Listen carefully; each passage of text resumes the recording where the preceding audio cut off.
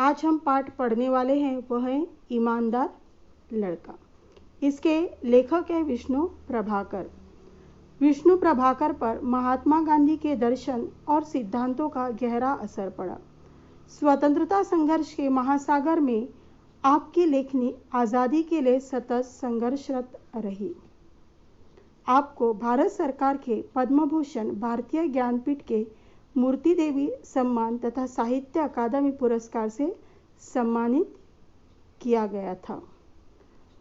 आज हम विष्णु प्रभाकर जी की एकांकी पढ़ने वाले हैं। एकांकी यानी छोटा सा नाटक, एक कहानी पर आधारित होता है और इसमें सिर्फ एक अंग होता है।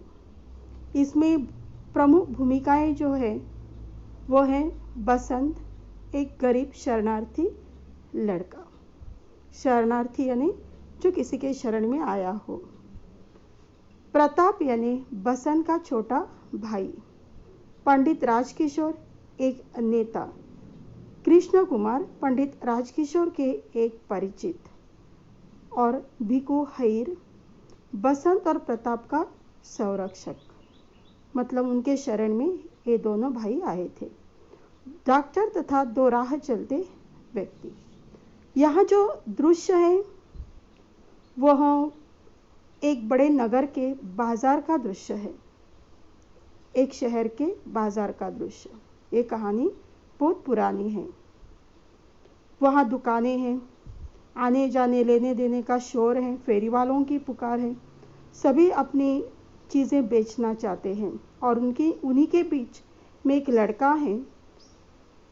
पैरों में चप्पल नहीं है, फटे कपड़े पहने हुए हैं और हाथ में सामान संभालते भागता हुआ आता है। और उसकी आयु लगभग 12 वर्ष की है और उसी का नाम है बसंत। वह सभी को पुकार रहा है, सभी का ध्यान अपनी ओर आकर्षित कर रहा है। वह चाहता है कि वह जो चीज़ें बेच रहा है वह कोई खरीदे।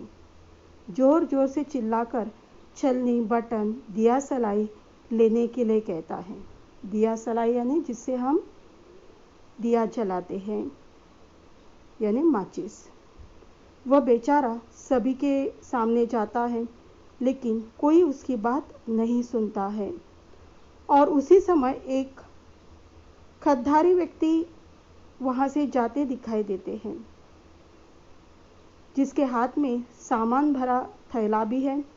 और ये व्यक्ति हैं मजदूर नेता पंडित राजकिशोर। बड़े उम्मीद से बसंत उन्हें देखकर उनके पीछे भागता है। वह चाहता है कि वह उससे कुछ खरीदे।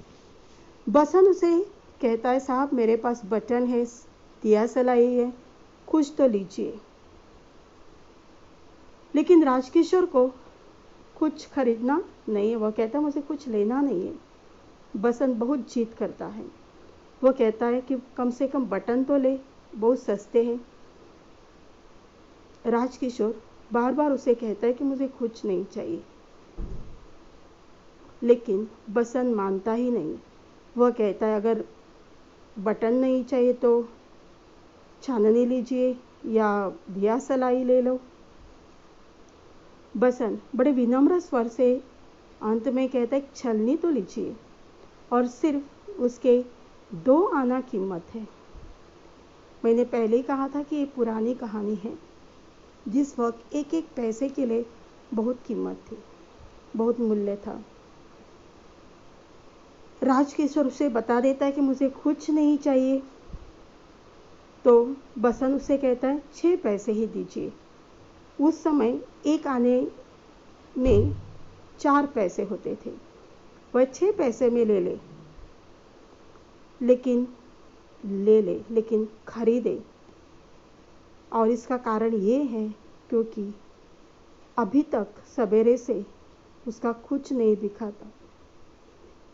वो कुछ बेच नहीं सका था और बड़ी आशा लेकर वह राजकिशोर के पास आया था। वह चाहता था कि वह एक चीज़ तो ले ले। तब राजकिशोर को भी उसकी दया आ जाती है और वह कहता है कि ये 2 पैसे ले लो और मुझे कुछ देना मत, जाओ यहाँ से। लेकिन बसंत पैसे लेने के लिए तैयार नहीं है। उसे मुफ्त में पैसे नहीं चाहिए।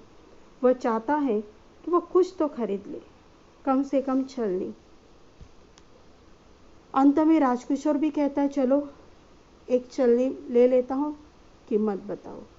बसंत 2 पैसे कहता है और राजकिशोर उसको कहता है कि मुझे तो छलनी चाहिए नहीं, तो सोचो कि मैंने छलनी खरीद ली और ये पैसे रखो। तब बसंत एक बड़ी बात कहता है। बसंत कहता है, अगर मैंने तुमसे मुफ्त में पैसे लिए तो यह भीख है और मैं भीख लेना नहीं चाहता। आप छलनी ले लो। ये बात जब राजकिशोर सुनता है, इस बात का उस पर बड़ा असर होता है।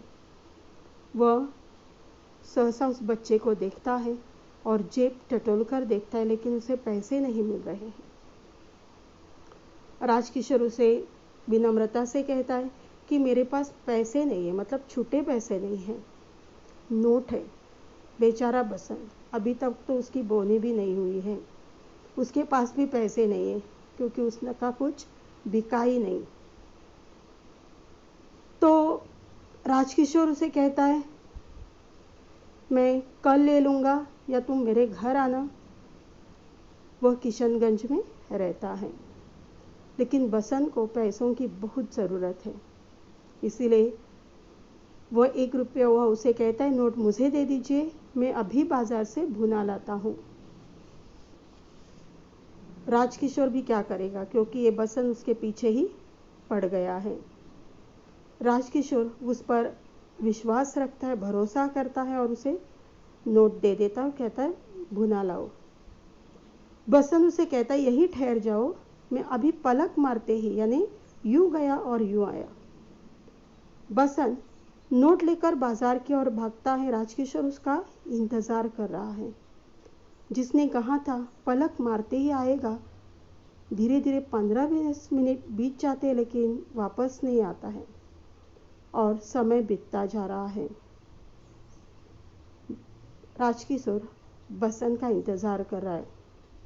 वे उत्सुक होकर बाजार की ओर देखते हैं। आगे हम बाद में देखेंगे।